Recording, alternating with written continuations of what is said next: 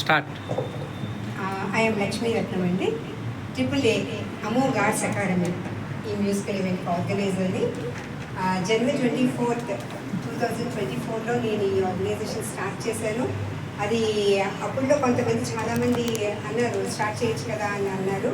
అందులో ఒకళ్ళు గంగరాజు గారు, అలానే సాయి. సో వీళ్ళిద్దరు ఎంకరేజ్మెంట్తో కూడా అనుకోకుండా అసలు చేయను అనుకున్న దాన్ని అనుకోకుండా స్టార్ట్ చేసేయడం అయ్యింది. ఎక్కువ సాయి ఇన్ఫ్లుయెన్స్, సాయి సపోర్ట్. మనకి ఇప్పటికి ఎన్ని సంవత్సరాలు అయింది మేడం మీరు స్టార్ట్ చేసి? నేను స్టార్ట్ చేసి 2 years అయిందండి. కరెక్ట్గా 2 years జస్ట్ 15 days అనుకుంటా. మైట్ బి 24th మన జనవరికి 2 years అయింది. ఈ 2 yearsలో 100 ఈవెంట్స్ నేను చేయగలిగానంటే that's all not my credit. ఈ credit goes to singers, all singers who supported me a lot, and not only male singers, female singers have supported a lot to me. వాళ్ళందరి support కూడా ఈరోజు ఈ సక్సెస్ఫుల్కి కారణం. So వాళ్ళందరికీ నేను congratulations చెప్తాను. Congratulations to one and all, each every singer, all singers, male and female singers. వీళ్ళ support ఎప్పుడూ నాకు ఇలాగే ఉండాలి. అందులో నాకు యాక్చువల్గా ఫస్ట్ ప్రోగ్రామ్ నుంచి మ్యాక్సిమం నాకు గంగరాజు గారు కూడా సెకండ్ ప్రోగ్రామ్ నుంచి జాయిన్ అయినట్టున్నారు మైట్ బి.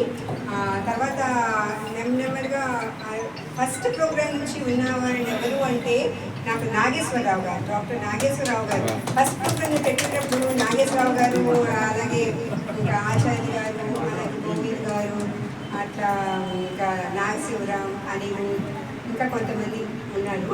అందులో వాళ్ళందరితో డిస్కస్ చేసి నేను స్టార్ట్ చేశాను. అట్లనే స్టిల్ ఇప్పటి వరకు చాలా ప్రోగ్రామ్స్ నాకు సపోర్ట్ చేశారు. మ్యాక్సిమం నెంబర్ ఆఫ్ ప్రోగ్రామ్స్కి సపోర్ట్ చేసేవాళ్ళు ఎవరంటే నాగేశ్వరరావు గారు. ఇప్పటికి ఎంతమందికి అవకాశాలు కల్పించి ఉండొచ్చు? నేను అవకాశాలు అంటే ఎంతమందికని లెక్కగా నాకు తెలియదు. బట్ అవుటర్స్ అంటే నాన్ లోకల్ నుంచి వచ్చిన వాళ్ళకి వాళ్ళకి ఫ్రీగా నేను ఇచ్చాను. వైజాగ్ నుంచి వచ్చిన రాంబాబు అని, ఇంకా వేరే అక్కడ ఆ ఊరి పేరు తెలియట్లేదు, వాళ్ళకి ఒక 5-6 members అనుకుంటా ఇచ్చాను నేను ఫ్రీగానే. వాళ్ళు అవుటర్ స్టేషన్ నుంచి కష్టపడి వస్తారు కదా అని.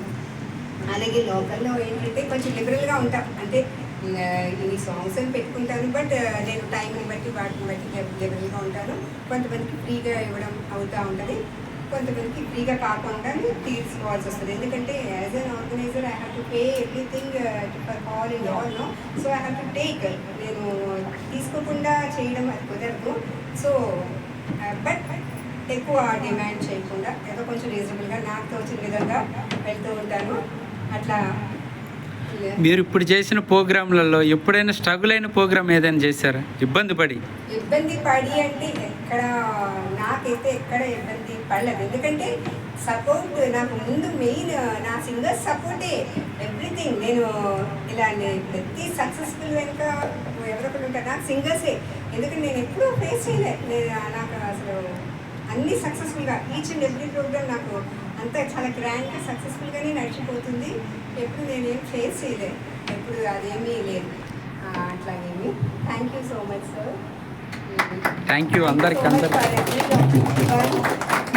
Each and every singer thank you one and all.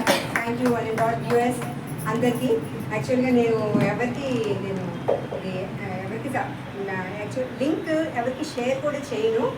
Maximum నా సొంత వాడిని కూడా షేర్ చేయను. బట్ ఆటోమేటిక్గా అలా వ్యూయర్స్ వస్తూనే ఉంటారు, అది అలా పెరుగుతుంది.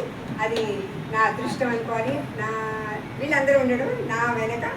I'm so lucky to have them all.